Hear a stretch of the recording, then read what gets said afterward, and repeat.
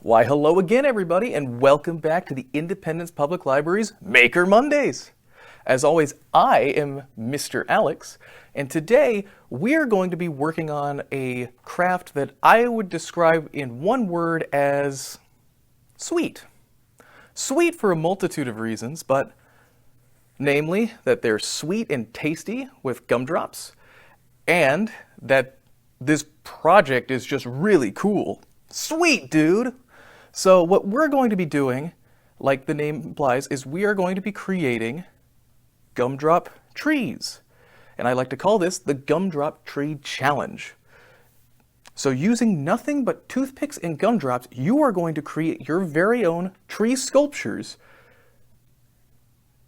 Like I said, only using gumdrops and toothpicks.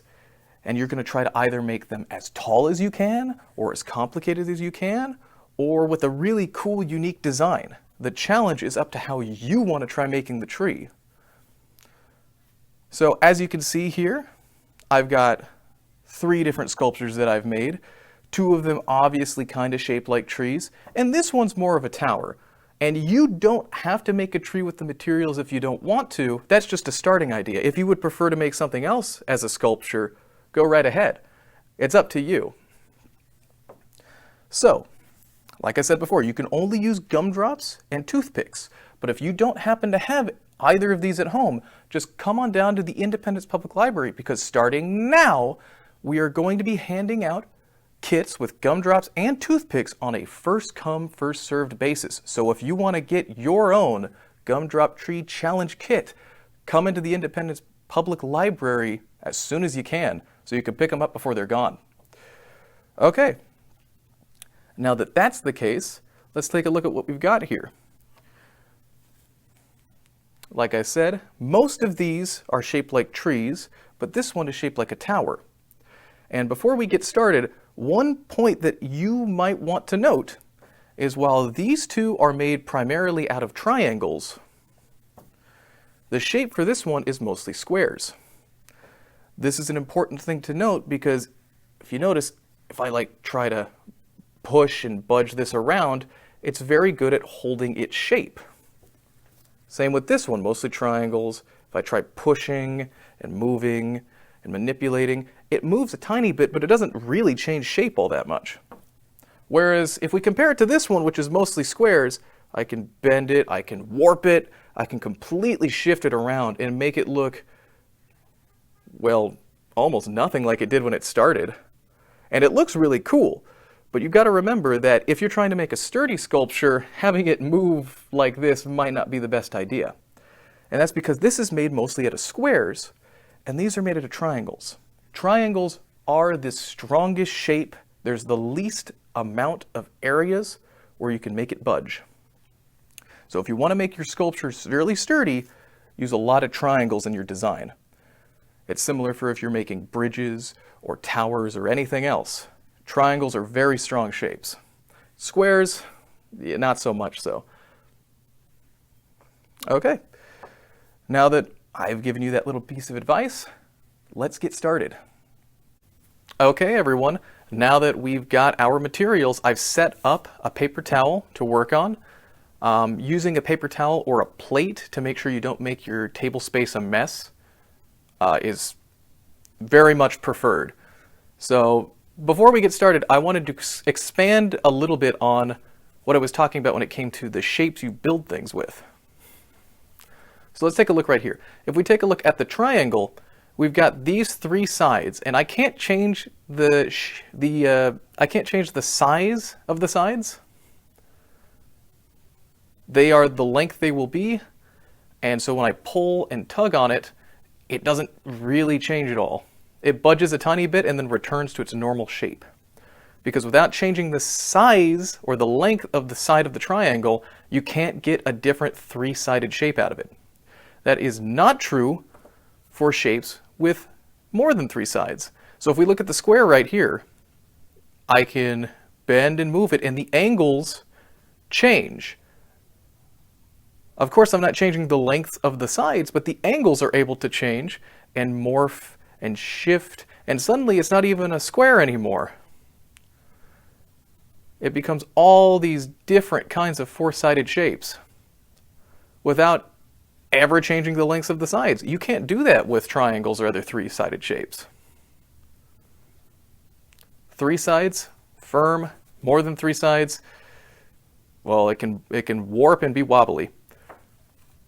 Even if you think, oftentimes, if you see a structure that doesn't look like it's made out of triangles, oftentimes it still is. So we could just add this in here, and suddenly our four-sided shape becomes two triangles. And what do you know? Now it's solid. Just by adding this extra side and turning our four-sided shape into triangles, it's now solid. We remove it again, and what do you know? That's not holding shape at all. That's just morphing all over the place. So that's why you want to be sure, if you want a sturdy structure, that you build mostly with triangles. So since that's the case, let's decide our base. We're going to start with the base and then build up from there. And since, like I said, triangles are the sturdiest shape, let's make the sturdiest of the sturdy. Let's make not just one triangle, but let's make a triangle of triangles. And you might recognize this if you start right here and add just two more sides.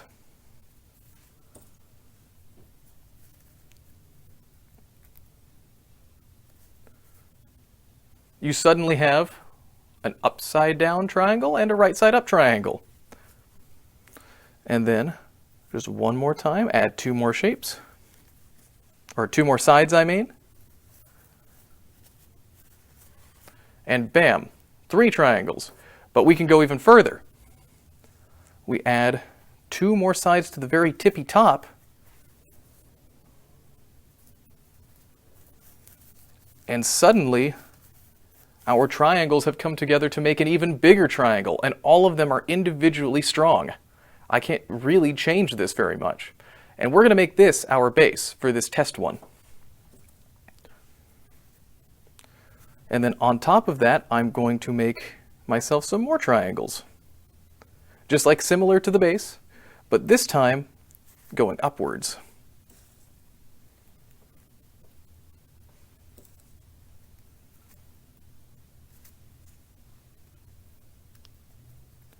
And just like that, and then we take one more side. And it's looking good.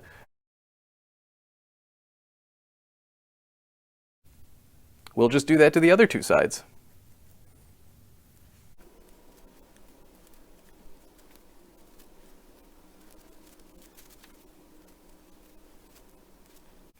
There we go. We've got a very, very, very sturdy base now. Triangles as far as the eye can see. Push and pull and shove and move, but well, short of taking the toothpicks out, you can't really change it. The shape is firm. But now I'm just going to make the top. I'm going to have all three of our points come together to turn our structure of triangles into a beautiful pyramid tree.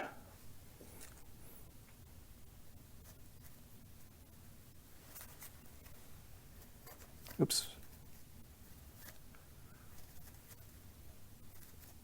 And voila! There we go. Our very simple but very, very sturdy tree is complete.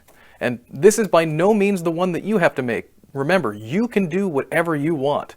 This is just my example of an incredibly sturdy, simple tree. Well, how cool was that, everyone? You got to, with just your own imagination and creativity, design your very own gumdrop tree. How cool is that? And you might have based it off of some of the things here, but it is undeniably your own. And I hope that you had a whole lot of fun. And I hope that you take away from this that you have the ability to create whatever you want to make. And I hope you remember that triangles are strong. Other shapes, not so much. But thank you for joining me for this Maker Monday, and I hope that you'll stay tuned for a whole lot of other really cool crafts and activities we have planned and coming up. Take care, everyone. Bye-bye.